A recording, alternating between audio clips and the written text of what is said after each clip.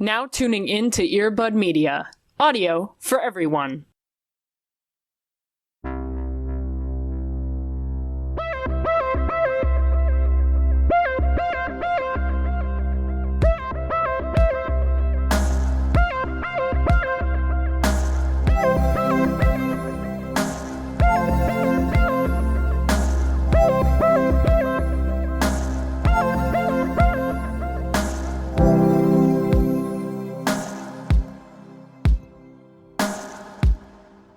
It's been a long time since we've had a guest in the space, so I'm glad that we finally have one.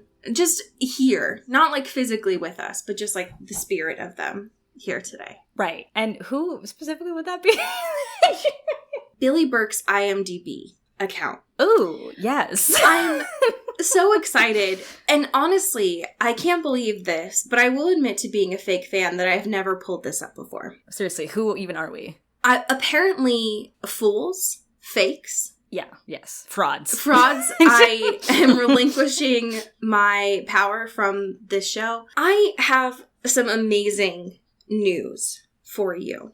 Okay. About my dad, Billy Burke. Yeah. Who I have come to the unfortunate realization looks just a little bit too much like Billy Bob Thornton for me to be comfortable with, but that's okay. Maybe it's a Billy thing, you know? I don't think that's their fault. Hey, it's a Billy thing. Maybe Billy's just look like that. Jesus.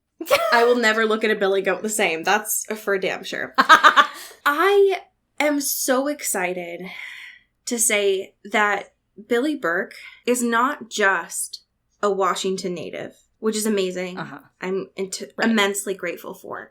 We'll have to see it. Representation matters, etc., etc. Shut the fuck up. But began singing at age 9 and joined a band at age 15. What? And that is, honest to God, really sexy, really powerful. It's a strong energy. And I am for sure immensely shocked that Catherine Hardwicke did not use this information in Twilight. Yeah, I feel like get him on a track, man. Like, if we're gonna get fucking R-Pads wailing in the fucking background. Exactly. If the original script had, like, jet skis and FBI agents, why would it not have a crooning sheriff of a small town? Yeah, that's true.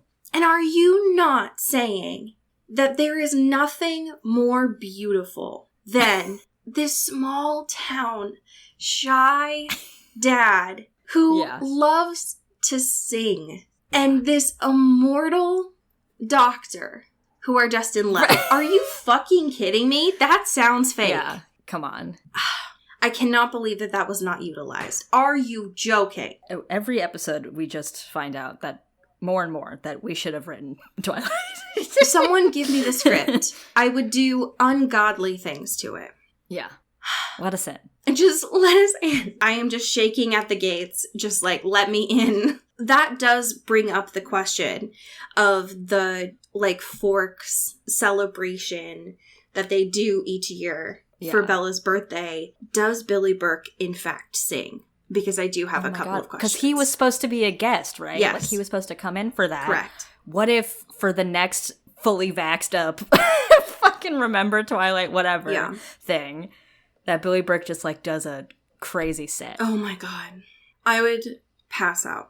I would die. The people would love that. And the people being me, specifically. Yes, the people being me. Imagine how much money that would raise for charity. Are you joking? Oh my God. Hello? How much money that would raise for the Quileute Nation to move to higher ground? Are you joking? True. Think about it. Okay. Just, Billy? What if we, hear me out. What if we host a rival festival? To raise money for the Quileute tribe, because you know that's not where the money goes. Oh, of course not. No. For the actual event.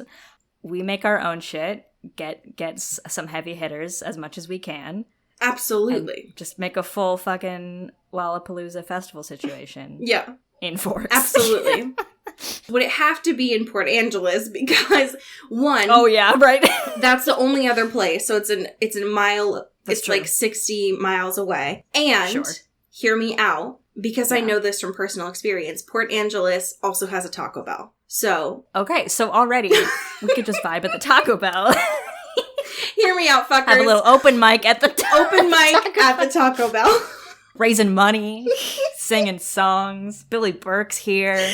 I'm starting a Change.org petition. If my wake when I die is not at the Port Angeles Taco Bell with Billy Burke singing soft blues croons. Oh my god. With fucking Taco Bell potatoes, then my life was for nothing. Bury Me at the Port Angeles Taco Bell is my favorite Mitski song, so just... I don't even think that I said hello. So, hi, welcome. Oh, hi. Hey. We just dived into our death plans. But we're here. Hello. And welcome back to the show. Welcome to Into the Twilight. First Into the Twilight meetup. First time Cody and I will ever meet is for Billy Burke at the Port Angeles Taco Bell. So hello. I'm glad that you all are joining us here. Cody, how are you doing? I'm doing pretty good. I have a happy thing this week. Damn. Something I've had for quite a while, but I guess forgot to put it in a happy thing when I first got it. Whoa. It's been a little bit of time since we had a little music. Oh corner. My god.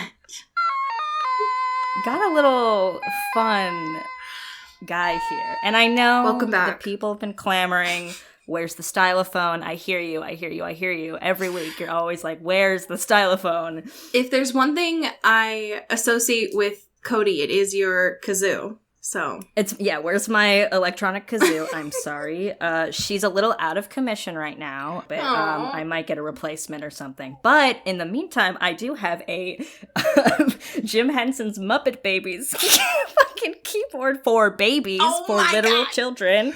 It has a handle, so I can just carry it around wherever I want. Fuck yes. And it does not play chords because it is for babies. I can only do one note at a time. You sound like a wood nymph. Yeah, it's kind of fun. This is like they don't have names for the settings, but there's like a little picture of a moon. So I guess it's like a space thing.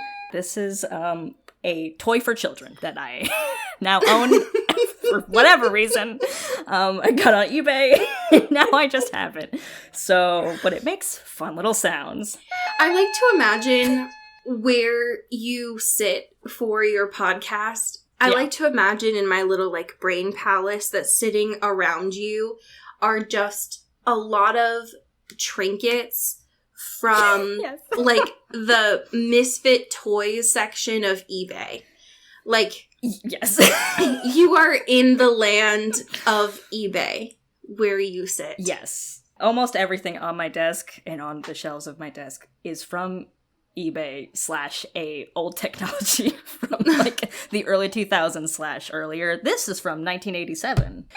It's just so pure. Thank you. It makes me happy. How are you doing? Oh God, I'm fine. Today started off on an incredibly chaotic note. Sure. I did an oops, and one of Allie's famous oopsies. So I am not the kind of person who is embarrassed talking on the phone. That is not where my anxiety throws itself onto. However, I get immense anxiety causing people who work in customer service difficulties. I will go to the ends of the earth to not make folks who work in any sort of customer service do extra work. Totally, yeah. Because I have been on that side, and so I get it. So, today, I sent an electronic gift card to one of my friends for their birthday. And it gave me the option to upload a photo. So, of course, I did that. And I chose a meme because I am 30,000 years old. And that is my version of humor. And I chose Shrek chilling in a mud bath, disassociating, because that's how I personally feel. Yeah. What I did not consider is that for this company, they might need to screen said photos for making sure that they are not dick pics or things that are inappropriate, or because they are a massive company, copyright issues. So it had been a couple of hours, and I noticed that I had not gotten a receipt for my gift card. So I called and I said, hey, what's up? I noticed I'd been charged. I wanted to make sure that my person got their gift card. And the person that I talked to on the phone was like, great, I see your order. Everything's looking good. It looks like the only thing that's going on here is that it's just being held up because of the photo that you included. Oh, no. And this is the part where I start dissolving into a puddle and sinking into the floor. Yeah. And so this amazing person is like, so I noticed, and I'm looking at this photo on the screen, and so again, I just start sinking further and further into my apartment building. I'm dissolving into the carpet, into the metal. And they say, so I noticed that it looks like, sorry, is that Shrek? And I say, yeah. Yeah? Mm-hmm. Yeah. And so this person says, right. So that's just fucking, and I just die. And so I say, and so they're like, yeah, so that's probably, it's probably being held up because it's a copyright issue. And so I say, so is there just any way that you could just change it? Can you just change it? And there was obviously not a way to change it. And so, so just knowing that there was at least 3 people at this company, a major home improvement company, that looked at this photo and said, yeah, no, we're not going to do that. We're not going to do that today. Yeah, hold on. We got to take another look at this one. Who had to look at their screens, see this photo, and say, yeah, no. Oh, God. I wanted to not be alive. No, that's truly my worst nightmare, period. That was the worst situation I could think of to experience. Especially because of how sweet this person was, too. They were so great. The fact that... which is so much worse. I'd rather them being like, what the fuck? This is obviously copyright. This is a problem. But they're like, oh, is this Shrek? They were so good at their job. Yeah. Oh, it hurts so much more. I felt like such an asshole. It ended up being fine, and I'm able to sort of laugh about it now. But I just, fuck me, God. Like, yeah. It's one of those things that I'm glad it was able to happen over the phone, because Jesus Christ, if I had had to do that in person, I would have just death dropped in like, I would have died. I don't know that I could have done that. Oh, actually, I shouldn't. That's not me. I didn't do that. You're thinking of the wrong person. I came here as a mistake. I walked into the wrong place. I don't know what this is. I literally gotta go. think I would have looked at her and been like, my mom says I have to go home. Like, I'm not supposed to be here. Like, I can't do this.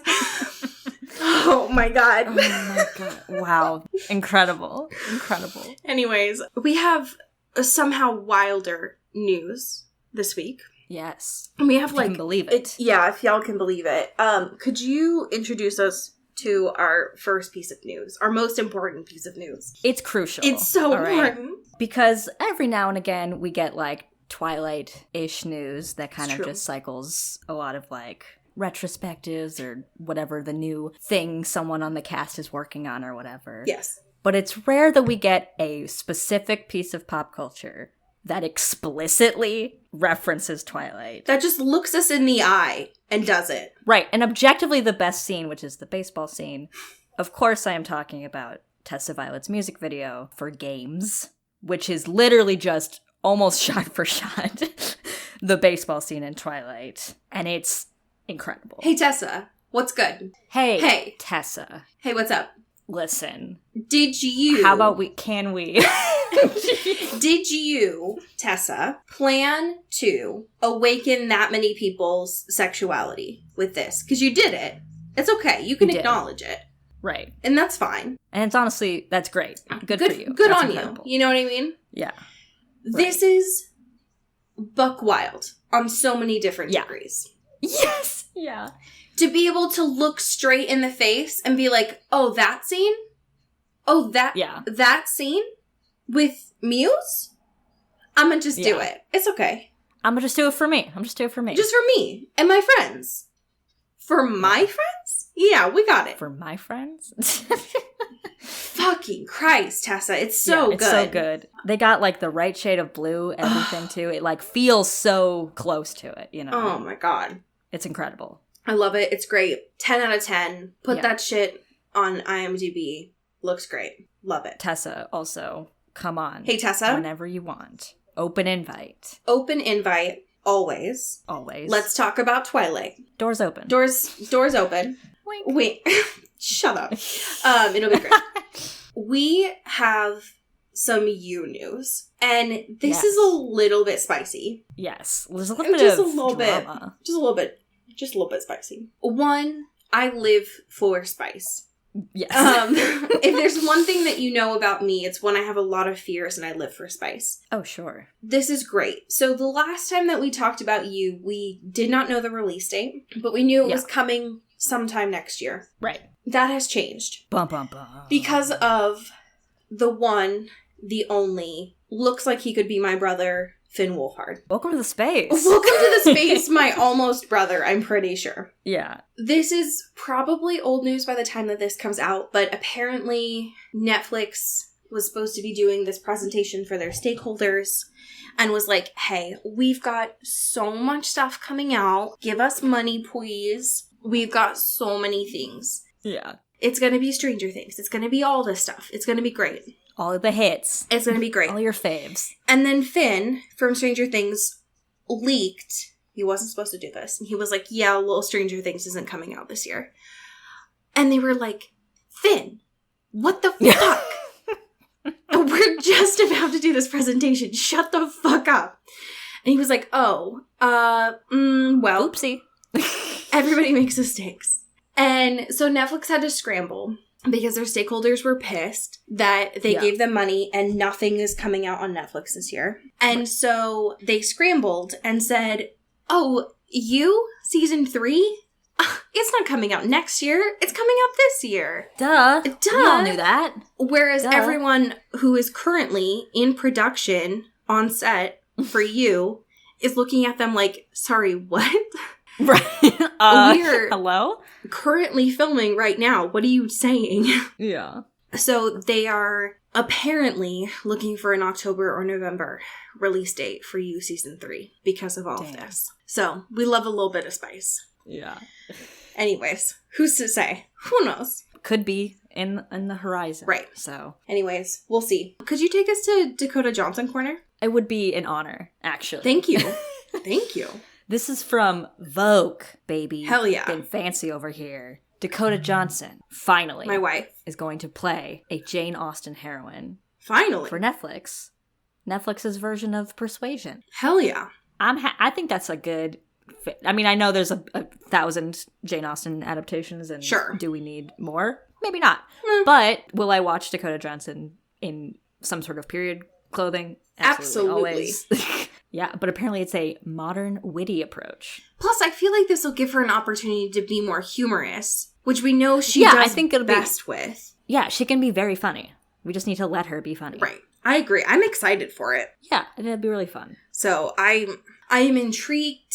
So there's not much we know about it right now, but I am curious. That is for sure. Yeah. It's interesting, too, because, like, they mentioned this, too, in the article, that, like, it's one of 2 Persuasion adaptations that's in the works, like, this year or whatever. The other one with Sarah Snook from Succession, which I totally forgot about until right now. Hell yeah. So, my 2 wives. Yes. Give me all of them. I can't wait. Yeah. So excited. We have our last piece of news here, which I am so confused by, but I am immensely happy for. So this was originally sent to me by our unofficial intern, Taylor Browntown Lautner. And then when I went to pull it for this episode, I remembered, because I'm an old, that Instagram stories, they don't exist after a day. Right. So I would like to thank both Taylor as well as the Twitter account of Taylor Lautner Brazil. Truly the, like, archivists of everything Taylor Lautner does online. For the historian's work that is yes. Taylor Lautner Brazil, for being able to pull this for me as well. But apparently, according to Taylor Lautner's Instagram story himself, this week, he was literally pushing a truck in training for a new movie that he is working on. I just want to remind you all that Taylor Lautner is, one, the last thing that he did work on was in 2018. Right. He has been on television for over, like, almost like a decade now. It's been a long time since he has actually been, like, in a movie. Yeah. So this is a huge deal if this ends up actually happening. I'm very curious about what this is actually going to be. And if his I'm imagining that he's doing this because he's not having access to a gym right now. I'd be very confused if Taylor Lautner himself does not have a gym. Why, sir, are you pushing a truck? I don't know. But whatever. I'm just very curious. Anyways, Taylor's pushing a truck. Apparently he's training for a new movie. I have questions. So it's, I mean, getting real beefy. Yes. Love to see it. Sure. We have a Twilight backstory for you. Hell yeah. Okay. This is from Emily on here. Nice. And this is titled, I'm too old for this to be my Twilight story, but here you go. So, I have a wild Twilight story, and I thought you would enjoy it. So, July 2020, I'm home from college and quarantining in my parents' house. One of my friends is going through all of her stuff and asks if I want her Twilight books. I had never read them or seen any of the movies because I grew up in the Deep South, and when Twilight first came out, all the adults around me judged the people reading it because it had sex and unnatural creatures. Anyways, I figured I would give it a try. I read every book and watched every movie within a couple of weeks. Then, Midnight Sun came out in August, and I read that in probably 3 days. When I recognized that they were obviously problematic, I was in love. When I got back to my college apartment, I forced my roommates to watch all of the movies with me. The day after we finished Breaking Dawn Part 2, the apartment across from ours had a poster of 2010 shirtless Taylor Lautner as Jacob Black in their window. We then had a poster of Edward Cullen printed out at Office Max and put in our window facing them. This was August, and both posters remain today. What?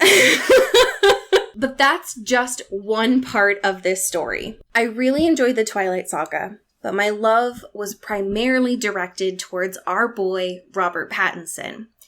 I watched so many of his movies and obsessed over him way more than is healthy, to the point where it became a running joke between all of my friends. For Christmas, I received a Robert Pattinson Christmas tree, a hand-painted canvas of his face, and a framed photographed picture of my face on top of Kristen Stewart with Rob at some Twilight-era event. All of these things are now scattered throughout my apartment, and photos are attached because I know it sounds fake, and I promise it's not. There are so many of these photos. These photos, first of all, this Christmas tree is the best thing I've ever seen. Including the green sweater, Robert Pattinson. Of course. Which is great. The best photo that exists. Even if it is not Even real. if it's not real, it's still one of my favorite things. The illustration, like the hand-painted canvas, is beautiful. Yeah, it's really nice. It's one of my favorite photos of Robert. The, like, one where he's laying in flowers. Right, yeah. So beautiful. And the one where your face is on top of Kristen is A+ work. That is so good. It's so good. And it's in, like, a sparkly frame, too, which is so much better. I love it so much. I just like the idea of walking into this house, like, and they're first still day, there. like, yeah, like, said they're scattered around the house. Yeah, they're just surprises. I know, just fun little treats. I think that's great. Oh my god. Huge fan of this energy. Yes, I love this. This is amazing, Emily. I love it. Yeah. I definitely want to know where you have put this canvas, because if it is not the first thing that people see when they come into your apartment, what is the point? Yeah. I hope that there is just like a gallery wall of Robert. Oh yeah. So that people are just like, oh yeah, no, this is just my family. This is just Robert. Right. This is my brother. We just attend red carpet events together. This is just Robert. Yeah. Right. It's Robert. Thank you for sending this, because holy shit, this is incredible. This is so good. We have, as usual, some very choice work in the host this week. Yeah. I feel like we have entered the section of the host that feels more Stephanie than the previous chunk. I would agree with that. The first part of this was more just like, let's talk about exposition. And let's set the scene. And now it is all of this Stephanie doing smooches and Stephanie... Right. She's in her element where she's like, I get to like actually write people in their feelings and like have these little like moments and uncertainties and whatever. And it's like, oh yeah, we're in primo Steph corner right now. Literally end me instead. It's just, it's awful. I don't... Yeah. It makes it, it reminds me why I don't like reading her work. Sure. And also, it also reminds me how repetitive her work tends to be, because it comes off not just like Stephanie has a similar voice, but that she doesn't know how to write differently. Like, she doesn't know how to write different stories, which is frustrating. It wants to be the same story, but in little different spices. Right, exactly. She's just like, yes, great. I'm going to write the same story, but instead of wet and green, it's going to be dry and brown. Perfect. Great. I love this. When we left off last time, all of the folks had done a bad. They did a bad lie, and Wander was not happy, specifically very angry, had kicked out Melanie, and had started the grieving... Gone girl. Very gone girl. And had kicked Melanie out and started the grieving process. Wanda had gone girl. And, and Ian's there. And he's like, I'm gonna, like, totally grieve with you. Yeah, let's retreat and grieve. For sure. Yeah. Because I, like, love you or whatever. Definitely don't have any other motives? Weird intentions here. Don't have any ulterior motives. I just want to, like, help you feel your feelings, you know, and, like, process, like, the loss and the things that you saw. Because I know that was traumatic. And I definitely, totally get that. For sure. It's not because, like, I definitely don't want to smooch. Yeah. It's definitely not because, like, I want to, like, trauma bond with you or, like, be here when you, like, wake up and, like, just, like, get over all of this stuff, you know? Oh, God. But, like, I'm totally, like, here and I, like, super understand. Like, I hear you. I see you, you know? The fucked up thing... Okay, so, like, when Chapter 41 starts, you can tell that Ian is such an asshole. Because the first night when Wanda is grieving... Yeah. Wanda's refusing to eat, right? Because this is, like, a grieving process. And so you don't... eat or drink because it's like a fasting process, I guess. Sure. Wanda's like, I can't avoid sleeping during this. I have like a physical body and that's going to be difficult to avoid. And the first night, Wanda wakes up with her like head and shoulders on Ian and is like, motherfucker, like I didn't ask for this. And he's like, what? Yeah. What? Like I didn't, what? Who, me? Oh, I didn't do anything. And so on like the second and the third day, they make sure to like stay on like the rocks during their sleeping. And is like, don't fucking come near me. This is not for you during this time. But Ian keeps trying to be like, Wanda, you need to eat something during this. But Wanda keeps like flinching away and is like, dude, get my hints. I'm not speaking to you. I'm not speaking to anyone. knock it off. Just leave me alone. Let me do my shit, all right? Exactly. And finally, after 3 days, Ian is like, all right, I get it. I should have told you. Will you just eat? Will you just,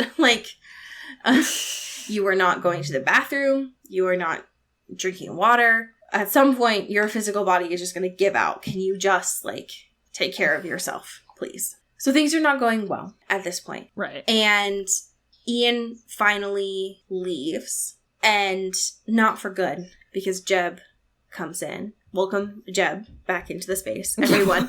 Hey. It's been a while. Do you miss him? We've had a couple other J-name characters, but welcome, Jeb, back into space. We need that stern, older, gruff voice of reason here. Especially because Jeb is like, hey, so we fucked up. Doc's not doing well either. Wanda, thank you for asking. Also, by the way, we're the humans here, Wanda, and we're about to go extinct, Wanda. And we're trying to take care of ourselves, Wanda. So get your fucking head in the game and figure it out. And your heart in the song. And so during all of this, Wanda starts actually, talking to Jeb and is like, listen, asshole. God, I wish Wanda would say asshole so bad. Oh my God. Let her swear once. If she's not going to go and kill everyone, at least make her have real. A swear every now and again. Let Wander swear, please. Let Wander swear. Oh, my kingdom to let them swear. I just want her to say fuck once. For real. Especially because, Wander in this moment is like, listen, you are hacking up our babies. My species babies, Jeb. They're all dead. What are you doing? And Jeb's like, I have a reasonable concern. Yeah, I have every reason to be pissed. You are bringing in people to this space, this community that I have, settled our rules to, and you are bringing in my species and killing them right under my nose. Dude, what the fuck? And he's like, listen, I get it, but also, you've taken our species, so... Hello? So we're even. Right? So we're good. And so they're just kind of at an impasse here. They're like, I don't know what you want me to do here. And finally he's like, so we have to keep fighting as humans, or it's the only thing we know, or we turn our faces to the wall and we die. And he just fucking stares at them. He just stares at Wander. Because that's what Jeb assumes that Wander's doing at this time, and not grieving these people that have died. And so Wander has to face this thing.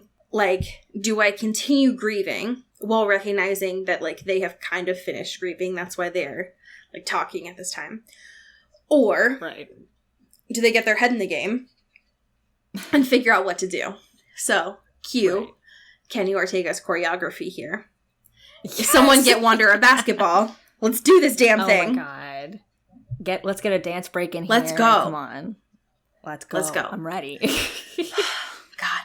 If Saoirse Ronan does not get your head in the game in this moment, then what is this for? What's it for? If there's no flash mob, I don't want any part of this. That's what I'm saying. What the fuck's the point? Yeah. Come on. So that is what ends up happening here, of just Wander's all right, I don't know what else to do at this point. I can't ask Jeb to kill me, and I can't leave this space and, figure out what to do at my own outside, because I still have my species, looking to kill me. So it is for the best if I stay here and we figure out, we've got to figure out what to do at this point. We've got to figure out a way to do this. There's something, it is not in my best interest if I leave this space. So Wander gets up and is like, all right, fuck, I gotta go. I gotta continue moving on and acting at least for now, things are okay. So at this point, moving outside of the cave, Wander meets Jared and Ian and Jeb, and is like, all right, fuck, what do you want me to do now? And so everyone was like, well, first of all, drink and eat something, please. Yeah. Get something in your body. Your blood sugar is dangerously low. You are going to fall over. So do that first. And now that you are standing, we have a little bit of news about Jamie. Your pseudo brother is dying just a little. Yeah. He's alive, but sort of. And Wander's like, I'm sorry. What the fuck? What? What happened? What did I miss? The last time that I heard from you all, you said Jamie had a cut on his leg and he was going to be fine. Right. He's just being a big baby about Right, it. exactly. You were making fun of him for it. And now you are saying that he needs antibiotics, but you don't have antibiotics anymore. So what is the truth? What is the truth? What is the truth? Doc.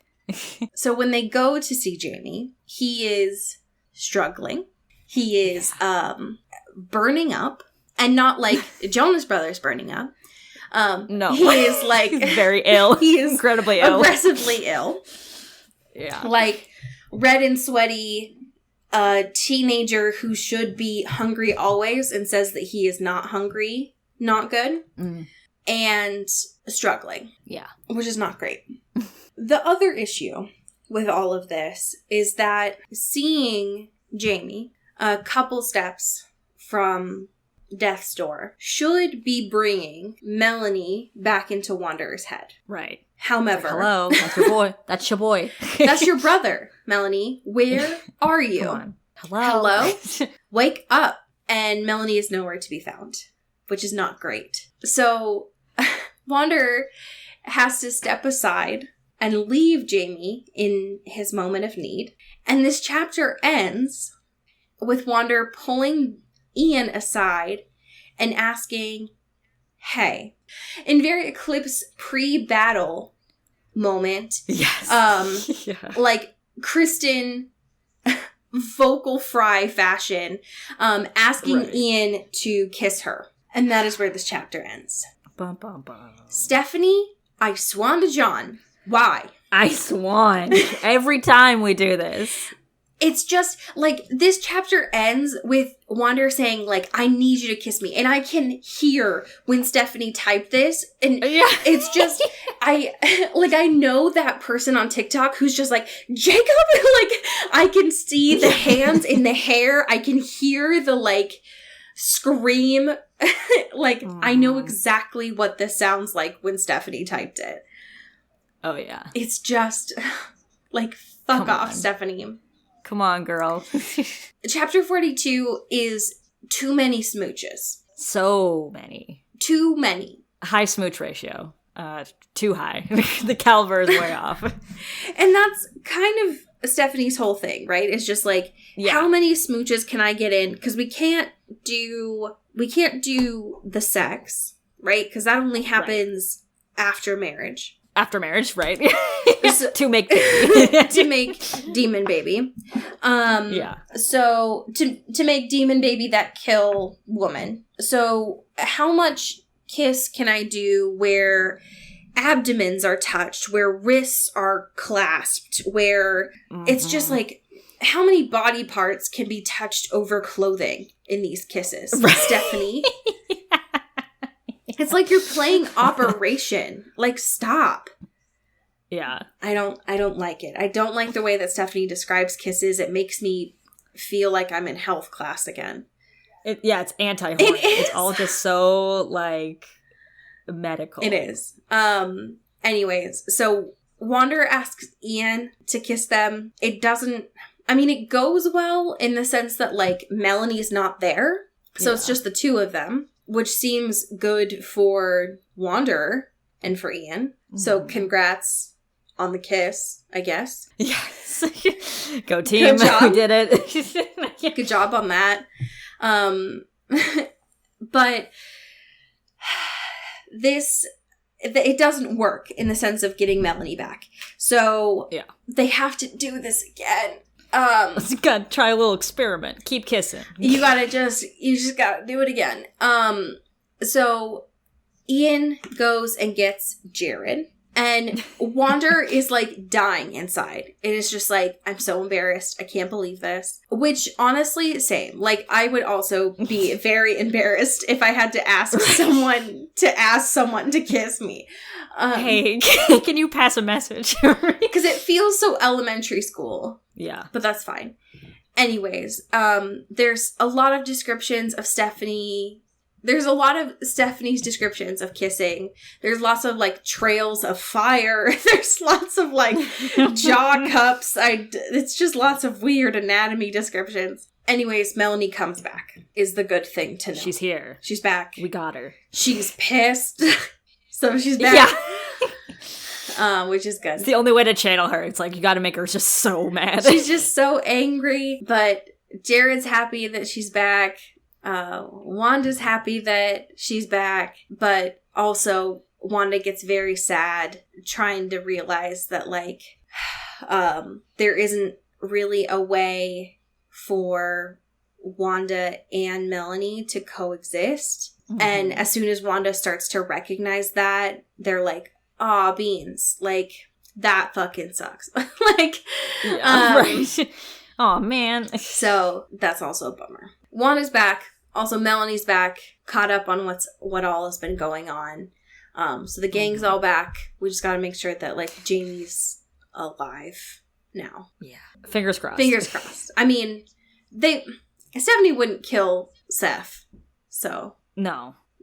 Not her, like, favorite brother. Yeah.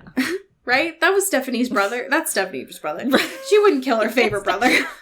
Her favorite little brother. Little bro. Yeah, exactly. She wouldn't do that. So I think we'll be fine. But next week we have chapters 43 and 44. Ooh. So yes. We'll see what happens. Still trucking along. Yep. We have some amazing patrons to thank. Hell yeah. Would you like to grab your piano and start us off? Ooh. Hold on. Thank you to Mallory Hardwick. Woohoo! Thank you to Katie Black. Thank you to Kylie Minty. I'm not going to do this for everyone. It'll take an hour. Thank you to Alex Darden. Ooh, thank you to Carrie Goldberg. Thank you to Mickey Meyer. Thank you to Rebecca Cohen. Thank you to Mulch Gray. Mulch. Thank you to Taylor Brown Town Lautner. Thank you to Jasmine Anastasia. Ooh. Thank you to Bailey Christian. Thank you to Jay Molina. Ooh, yes. Thank you to Cassandra Bomer. Thank you to Toussaint Wander. Thank you to Kristen Strider. Thank you to Julia Stewart. Thank you to Maddie Facinelli. Thank you to my mom, your mom, our mom, Kelly Beck.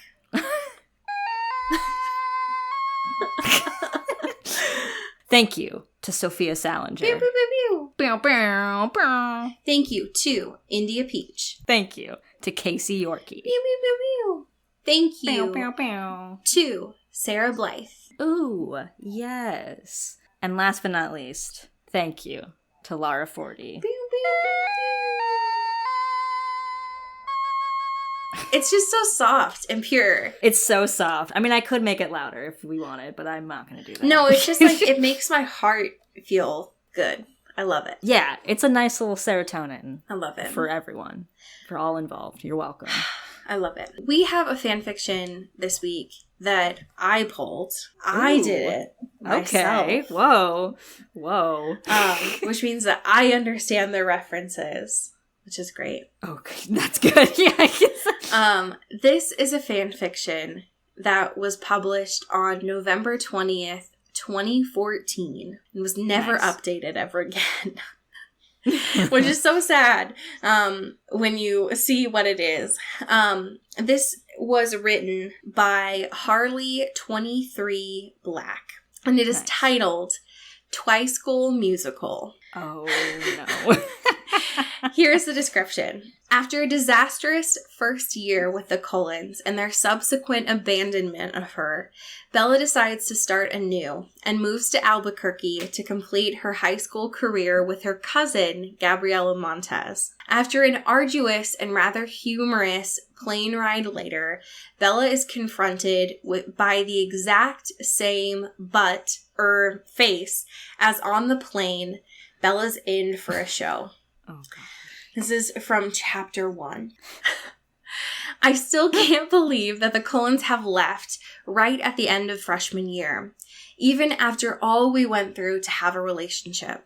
After everything that happened with James, I at least thought we would stay together until the end of high school, but I guess some things were simply not meant to be. I am, extremely hurt after how Edward broke up with me, but after a few talks with Charlie, Jake, and a slap, oddly enough, from Angela, I was back on track. Unfortunately, I was not going to attend Forks High for my junior year, as Forks held too many bad memories and heartache. So I decided that for sophomore year, I was going to move in with my aunt and cousin in Albuquerque and attend East High with Gabby. I had packed up everything in a matter of hours. That was somewhat sad, but I guess I had not really bothered unpacking everything I had brought with me when I first arrived.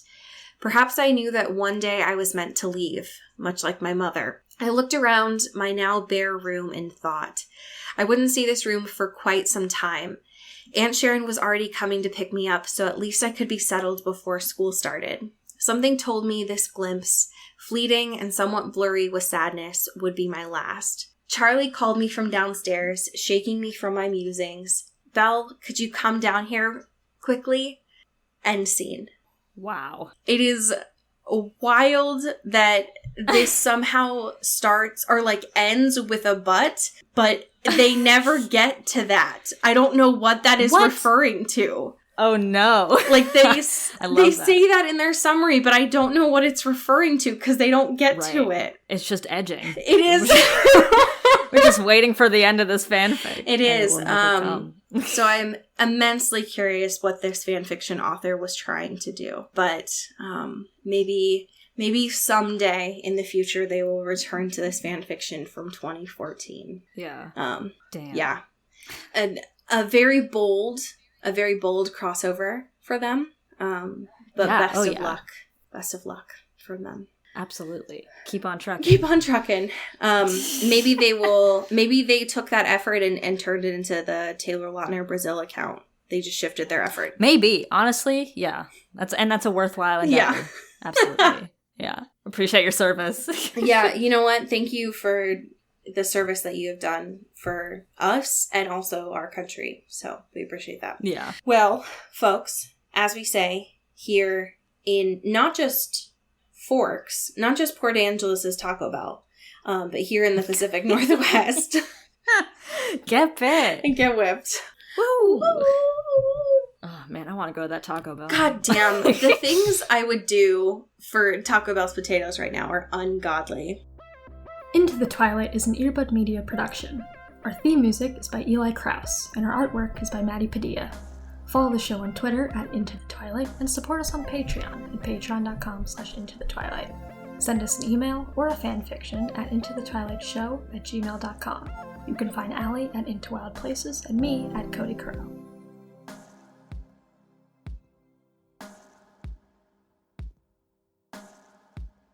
You've been listening to Earbud Media Production. Earbud Media, audio for everyone.